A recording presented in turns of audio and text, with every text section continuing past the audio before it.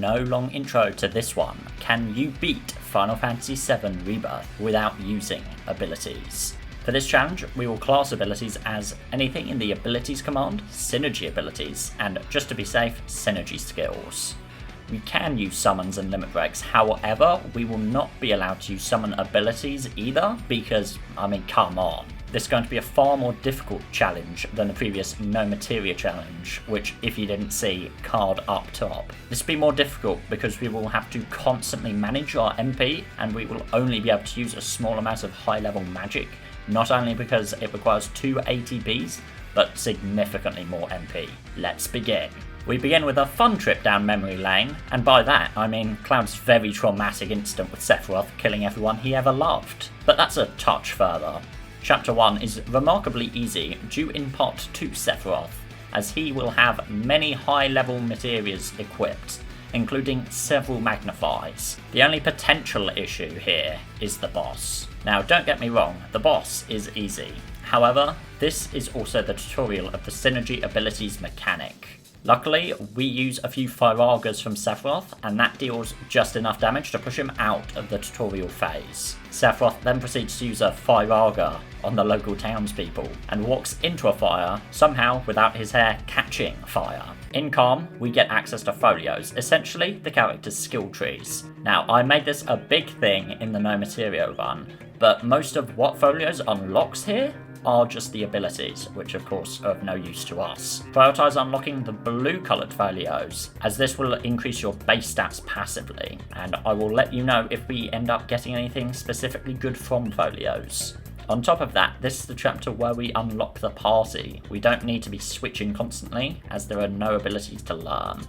We will be using everyone throughout the game anyway, but I would recommend creating a main party of sorts for exploration based on which character's mechanics you like the best. For now, we are rocking Cloud, Barret, and Red 13. We do some exploring, mostly to get the world intel, and to fully power up our summon materia Titan. I'm not too sure if this actually changes the damage of his finisher, but oh well. I also did all of Chadley's tutorials as we get materia for completing each one. Nothing big, but it does mean we can fully equip all characters with materia to min-max AP. We also want to be getting the new weapons, as they will have different attributes, stats, and materia slots. Next up is the boss for the chapter, the Midgar Sorma. So long as we use ice against him, we should be all good. If you do need to summon, make sure it's Shiva for Diamond Dust, though for this fight I didn't. Most of the Mithril Mine is pretty good. We use Cloud's Punisher counter to beat the enemies. Bood and Elena are a bit of an endurance round. We don't have lots of MP at this point, and I didn't want to use ethers. Just a side note, we have plenty of ethers, feel free to use a few if you need them. It gets close, but we are just barely able to finish Rudolph with Cloud's counters. Elena gets sick of her duties and throws a grenade at the woman who needs to stay alive, and we switch parties.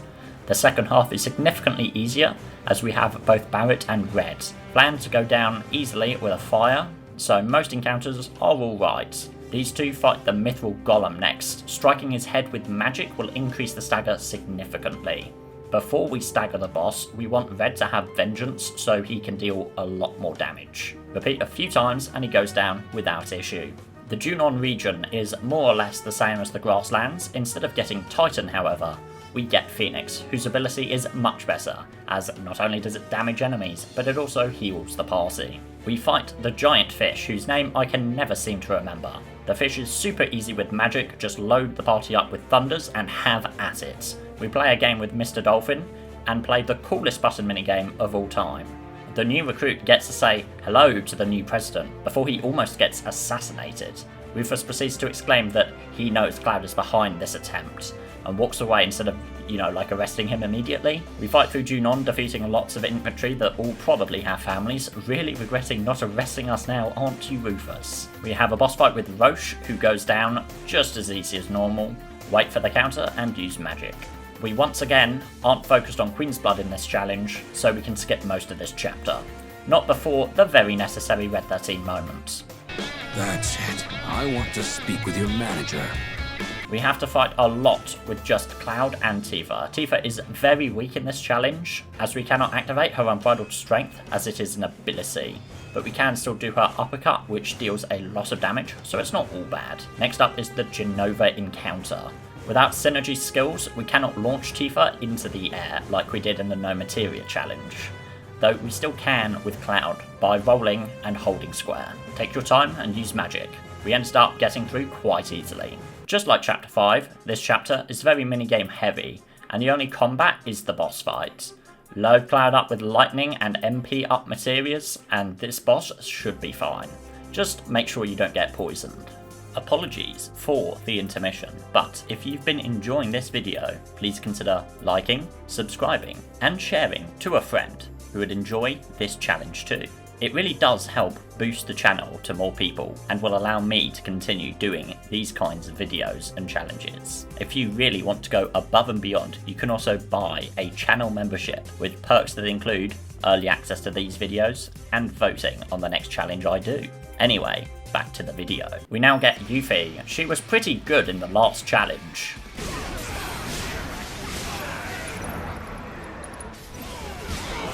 Without those abilities, she has had a major nerf. However, she is still a long range and short range fighter, so she still has that versatility. The far more important thing here is that from this point onwards, we can buy empowerment materia, and Yuffie comes with a deprotect materia, which can decrease an enemy's defense. The only difficult fight really in this chapter is the custom Valkyrie. Use Thunder when it's in its cooling off period to increase stagger, and then use Vengeance with Red to deal the damage, while Aerith uses Thunder magic. After a whole lot of encounters and a boss with the other set of characters, we get to go on a cool minecart ride that everyone equally enjoys. I hate you, Cloud! You're dead, you butthurt! Chapter 8 can more or less be skipped over, as it is mostly minigames, yet again. The Dying fight is a highlight. Without abilities, we need to make sure to be applying our buffs and debuffs correctly. At this point, I did also unlock Auto Protect for Barret, which will apply extra defense for a limited time at the beginning of a battle without using MP. Dying is weak to fire, so take full advantage of that. Be sure to dodge point blank, and other than that, just make sure you perfect block the bullets to not take damage from them. We next fight Palmer, who goes down about as easily as normal. Just make sure to have lightning on a few characters and use those limit breaks. Gungaga and Chapter 9 is where the challenge gets a bit more difficult. We have now unlocked Kate Sith, who gives us a Magnify materia. There are many combinations with this, however, I recommend sticking it on Bravery so that we can boost party attack very quickly at the beginning of a battle. Most of the enemies here are weak to fire, so make constant use of that too. We then go on to fight the boss. Unfortunately, we have Kate Sith in the party. The issue with that is that you can only activate his limit break when on the Moogle, which you do by using an ability. Whoops. We make use of what we have, however. Charge up limit breaks with the other characters and go all in, applying Bravery and Deprotect too. We switch to the other party comprised of Tifa, Yuffie and Aerith. Fighting our way through the reactor is easy enough, the enemies are the same as we faced before. We then fight Scarlet, who is a big challenge. We want to use lots of magic to defeat the arms, however her defense is very high. We end up relying a bit too much on limit breaks, but she goes down all the same. Cloud then commits a slight massacre, and we meet the legendary Sid Highwind. Cosmo Canyon, please. Talk? The hell kind of magic trick is this? Not that I ain't seen crazier shit on my travels. In this chapter, we are restricted to Barret and Red 13, which is okay for this.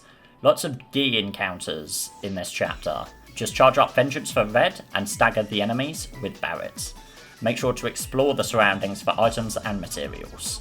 The boss is pretty cool too. Lots of his attacks will HP steal, so we need to be dodging as many of those attacks as possible. He casts Doom about halfway through, so once it activates, it is a race against the clock to beat him. Make sure to have some limit breaks, and we clear the boss just fine. The first part of this chapter is business as usual, other than Yuffie being significantly weaker. It's the second half, however, where we play as Kate Sith for the majority of it. Kate Sith is still very bad, although he can now cast Bravery. To get through these fights, we want to throw Bravery on immediately and do lots of kitty wallops. This is the same strategy we use for the boss here too. Next up is the boss with Vincent. We use Barret in addition. Just try to keep clear of his attacks, throw bravery on everyone, and use Cloud's counter. With a little luck, Vincent Valentine will bow before you. We return to the Gold Saucer to find out Dio is in need of champions to save his park from the general creep, Don Corneo. So we prep up for it. A quick side note, your date for the Gold Saucer will be locked in as a member of the party for this segment. I got the goddamn cat. Yay! I kid, these fights are quite easy. We fight normal lackeys to whatever the hell this thing is, until the main man himself. He is weak to fire, so make sure to stack that on everyone. Again, Kate Sith is not exactly ideal, as we can't use his limit break, but oh well. Make sure to dodge his tackles and throw bravery on before staggering him for that insane damage boost. We then proceed to have a rematch with both Rude and Elena, whom both are more difficult but go down all the same. Next is Rufus Shinra. We fight very reactionary, throwing a fire whenever we get the chance. When Darkstar makes an appearance, we farm staggers from him to get limit breaks for Rufus. Kate Sith then betrays us and is kicked out of the party. Good riddance.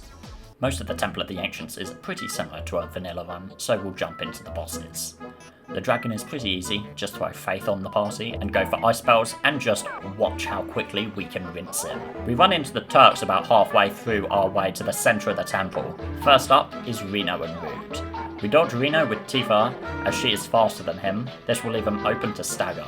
Once Reno is gone, Rude becomes a lot easier. Elena and Song initially scared me after how difficult they were in our No Materia run, but they are actually one of the easiest fights in the game. Just use Thunder a few times and watch them fall. Demon's Gate is up next, and like a normal run, it poses no real challenge. Next. Honestly, there isn't much new to say about this chapter. For the Genoa fight, make sure to target the discrete parts with magic. Sephiroth's fights go down as easily, with Zack's being by far the easiest phase with all the magic skills on him. The only bit of note is the final fight with Cloud and Aerith. We want to focus Aerith on getting magical damage in, while we want Cloud to be dealing basic physical attacks. Sephiroth tries to recreate his favourite scene. When he casts The End Is Nigh, have a limit break ready with Cloud. If you don't finish him off while he's staggered here, he will use Octo/Prime, which insta-kills the entire party. We seal fate again. Sephiroth is banished to the sequel to the sequel to the remake, and the challenge is complete. Aerith! Oh, boo-hoo! Let me play a sad song for you on the world's smallest violin. This is serious. I know. This really is the world's smallest violin. See? Thank you for the continued support of all Soldier members, including Multi Brad X and Kubo Corner. Thank you for your continued support.